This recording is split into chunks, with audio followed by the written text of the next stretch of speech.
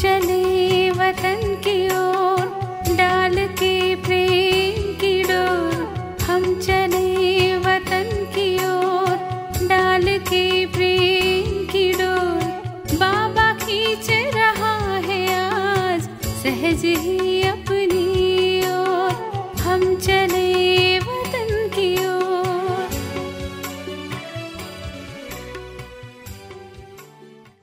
ஓம் சாந்தி. 9/12/1975 அவ்யக்த பாப்தாதா மதுபன். வாணியின் தலைப்பு: மகாவீர் என்றால் விசேஷ ஆத்மாக்களின் விசேஷங்கள். மகாரதி என்றால் மகாவீரர்களின் குழு. மகாவீர் என்றால் விசேஷ ஆத்மா. அத்தகைய மகாவீர் விசேஷ ஆத்மாக்களுடைய குழுவின் விசேஷங்கள் என்னவாக இருக்கும்? ஒரே நேரத்தில் எல்லோருக்கும் ஏக்ரஸ் உறுதியான ஸ்திதியாக தற்சமயம் விசேஷ ஆத்மாக்களின் விசேஷமாக இருக்க வேண்டும். அதாவது எவ்வளவு நேரம் எந்த ஸ்திதியில் இருக்க வேண்டுமோ அவ்வளவு நேரம் அந்த ஸ்திதியில் குழுவின் ரூபத்தில் நிலைக்க வேண்டும். குழுவின் ரூபத்தில் அனைவருடைய சங்கல்ப ரூப விரலும் ஒன்றாக இருக்க வேண்டும். எதுவரை குழுவில் இந்த பழக்கம் இல்லையோ அதுவரை வெற்றி கிடைக்காது. வெற்றியின் ஞானம் உள்ளது, ஆனால் சொரூபத்தில் வரவில்லை. உத்தரவு கிடைத்தது, உடனே தயார். விசேஷமாக நிமித்தமாகியுள்ள விசேஷ ஆத்மாக்கள் இதை நடைமுறையில் கொண்டு வர வேண்டும். இப்போது 5 நிமிடத்திற்காக வீண் எண்ணங்கள் முழுவதும் முடித்துவிட்டு விதை ரூபத்தில் சக்திசாலி ஸ்திதியில் ஒரே மனநிலையில் நிலைத்து விடுங்கள் என்று உத்தரவிட்டால் இத்தகைய பயிற்சி தேவை. சிலர் சிந்தித்து கொண்டு, சிலர் ஆன்மீக உரையாடல் செய்து கொண்டு, சிலர் அவ்யக்த ஸ்திதியில் இருப்பது என்று இப்படி இல்லை. விதை ரூபமாக வேண்டும் என்பது கட்டளை. ஆனால் செய்வதோ ஆன்மீக உரையாடல் என்றால் கட்டளையை ஏற்கவில்லைதானே? முதலில் வீண் எண்ணங்களை முடிக்கும்போது இந்த பயிற்சி செய்ய முடியும். குழப்பம் உண்டாவதே வீண் எண்ணங்களால் தான். எனவே குழு சக்திசாலியாகவும் ஒரு வழிப்படி நடப்பதற்காகவும் மற்றும் வீண் எண்ணங்களையும் முடித்து விடுவதற்காகவும் எந்த சக்தி வேண்டும்? இதற்காக ஒன்று நம்பிக்கை மற்றும் உள்ளடக்கும் சக்தி தேவை. குழுவை ஒன்று சேர்க்கும் நூல்தான் நம்பிக்கை. யாராவது ஏதாவது செய்தாலும் தவறு செய்தாலும் கூட, ஆனால் குழுவின்படி அல்லது தனது சம்ஸ்காரங்களின்படி அல்லது நேரத்தின்படி அவர் செய்ததற்கும் நிச்சயமாக ஏதாவது ஒரு நோக்கம் இருந்திருக்கும். குழுவாக எங்கு சேவை உள்ளதோ அங்கு அவருடைய சம்ஸ்காரங்களையும் இரக்க மனதின் பார்வை மூலம் பார்த்தபடியே சம்ஸ்காரங்களை முன்னால் வைக்காமல் இதிலும் ஏதோ நன்மை இருக்கும் மற்றும் அவருடன் சேர்ந்தே செல்வதில்தான் நன்மை உண்டு என இத்தகைய நம்பிக்கையுடன் குழுவில் ஒருவர் மற்றவருடன் இணைந்தே செயல்படும் போதுதான் வெற்றி ஏற்பட முடியும். ஆரம்பத்திலிருந்தே வீண் எண்ணங்களை உருவாக்கக்கூடாது. எப்படி யாராவது தனது தவறை உணர்ந்தாலும் ஆனால் அதை ஒருபோதும் பரப்பாமல் ஆனால் அதை உள்ளடக்கி விடுகிறார். வேறு யாராவது அதை பரப்பினாலும் நன்றாக இருக்காது.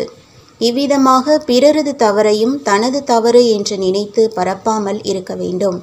வீண் எண்ணம் எழக்கூடாது, ஆனால் அதையும் உள்ளடக்கிவிட வேண்டும்.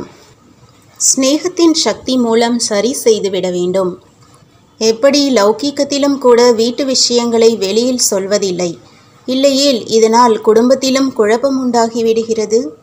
எனில் குழுவிலும் கூட உடன் இருப்பவர் ஏதாவது செய்துவிட்டால் அதில் நிச்சயம் ரகசியம் இருக்கும். ஒருவேளை அவர் தவறை செய்திருந்தாலும் கூட அதை மாற்றம் செய்துவிட வேண்டும். இந்த இருவித நம்பிக்கைகளையும் வைத்து ஒருவர் மற்றவருடைய தொடர்பில் செல்வதால் குழுவிற்கு வெற்றி கிடைக்கும். இதில் உள்ளடக்கும் சக்தி அதிகம் தேவை. வீண் எண்ணங்களை உள்ளடக்க வேண்டும். நடந்து முடிந்த சம்ஸ்காரங்களை ஒருபொழுதும் நிகழ்காலத்துடன் சரிபார்க்கக்கூடாது. அதாவது பாஸ்டை ப்ரெசண்ட் ஆக்கக்கூடாது. எப்போது இவ்வாறு செய்கிறீர்களோ அப்போது எண்ணங்களின் வரிசை நீண்டு விடுகிறது மற்றும் எதுவரை இந்த வீண் எண்ணங்களின் வரிசை உள்ளதோ அதுவரை குழு ரூபத்தில் ஏக்ரஸ் நிலை ஏற்படவே முடியாது. பிறரது தவறு மூலம் தனது தவறை உணர்வது இதுதான் குழுவை உறுதியாக்குவது என்பதாகும். எப்போது ஒருவர் மற்றவர் மீது நம்பிக்கை வைக்கிறாரோ அப்போது இது சாத்தியமாகும். மாற்றம் செய்வதற்கான நம்பிக்கை அல்லது நன்மை செய்வதற்கான நம்பிக்கை. எப்படி ஆத்ம ஞானிகளுடைய சித்திகளுக்கு மகிமை உள்ளதோ அதுபோல் உங்கள் அனைவரது குழுவிலும் ஒரே சங்கல்பம் இருக்கட்டும். ஒரு ஒருங்கமைக்கப்பட்ட ரூபத்தில் சங்கல்ப சக்தி இல்லாததால் அவை கெட்டு போகின்றன. கெட்டுப்போன சக்தியின் விளைவும் கெட்டுப்போய்தான் இருக்கும். இதில் உள்ளடக்கும் சக்தி அவசியம் தேவை. பார்த்தும் கேட்டும் இருப்பீர்கள். அதை முற்றிலுமாக உள்ளடக்கிவிட்டு உடனே ஆத்மீக பார்வை மற்றும் நன்மையின் பாவனை இருக்கட்டும். எப்போது அஞ்ஞானிகளுக்காக கூறுகிறீர்கள், அபகாரம் செய்பவர்களுக்கும் உபகாரங்கள் செய்யுங்கள் என்று, எனில் குழுவில் ஒருவர் மற்றவர் மீது இரக்க பாவனை வையுங்கள். எப்போது இரக்க பாவனை குறைவாக உள்ளது, ஏனெனில் ஆத்மீக ஸ்திதியினுடைய பயிற்சி குறைவாக உள்ளது. அத்தகைய சக்திசாலியான குழுவாக இருந்தால்தான் வெற்றி கிடைக்கும். இப்போது நீங்கள் வெற்றியை அழைக்கிறீர்கள், ஆனால் பின்னர் உங்கள் முன் வெற்றி தானாகவே வந்து தலை குனியும். எப்படி சத்யுகத்தில் இயற்கை தாசியாகி விடுகிறதோ அதேபோல் வெற்றி உங்கள் முன் தலை குனியும். வெற்றி உங்களை அழைக்கும். எப்போது சிரேஷ்ட ஞானம் உள்ளது, நிலையும் சக்திசாலியாக உள்ளது என்றால் வெற்றி என்ன பெரிய விஷயம்? அல்ப காலத்தவருக்கு வெற்றி கிடைக்கிறது மற்றும் சாதா கால ஸ்திதியில் இருப்பவர்களுக்கு வெற்றி கிடைக்காதா என்ன? இவ்வாறு ஒருபோதும் நடக்க முடியாது. எனவே குழுவின் சக்தி தேவை. ஒருவர் ஒன்று சொன்னார், மற்றவர் ஏற்றுக்கொண்டார். எதிர்க்கும் சக்தியை பிராமண பரிவாரத்தின் முன் உபயோகப்படுத்தக்கூடாது. அதை மாயாவிற்கு முன் உபயோகப்படுத்த வேண்டும். பரிவாரத்தில் எதிர்க்கும் சக்தியை உபயோகப்படுத்துவதால் குழு சக்தி ஆவதில்லை. எந்த ஒரு விஷயமும் நல்லதாக படவில்லை என்றாலும் கூட ஒருவர் மற்றவருக்கு மரியாதை தர வேண்டும். அந்த நேரம் யாருடைய எண்ணம் அல்லது சொல்லையும் வெட்டிவிடக்கூடாது. ஆதலால் இப்போது உள்ளடக்கும் சக்தியை தாரணை செய்யுங்கள்.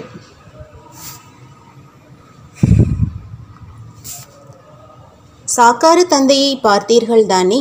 அதிகாரம் இருந்தும் கூட தந்தை குழந்தைகளுக்கு முன் சிறியவராகி விடுவார். படைப்புதான், ஆனால் படைப்பாக இருந்தாலும் கூட குழந்தைகளிடம் மரியாதையான வார்த்தைகளையே கூறினார். எப்போதும் யாரையும் எதையும் சொன்னதில்லை.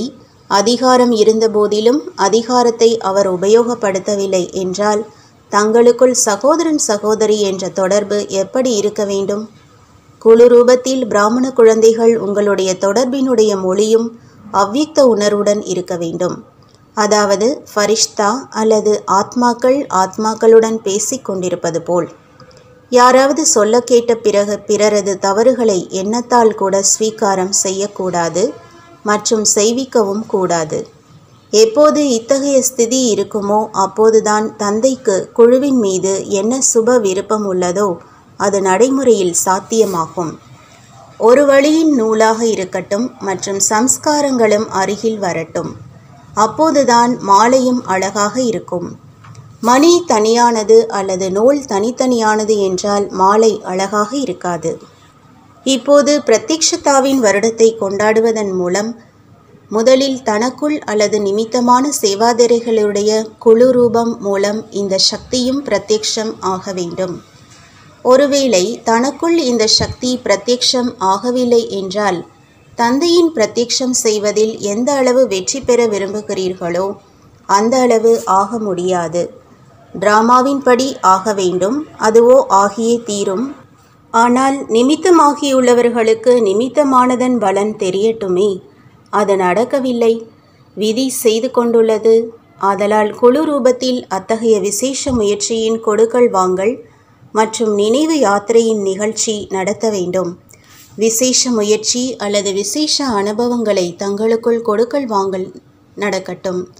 இந்த மாதிரியான விசேஷ யோகத்தின் நிகழ்ச்சி நடந்து கொண்டே இருந்தால் பின்னர் பாருங்கள் விநாச ஜுவாலை எப்படி பரவும் என்பதை. யோக அக்னி மூலம் விநாசத்தின் அக்னி எரியும். அதுவோ விநாச ஜுவாலை, இதுவோ யோக ஜுவாலை. ஜுவாலை மூலம் ஜுவாலை கொழுந்துவிட்டு எரியும்.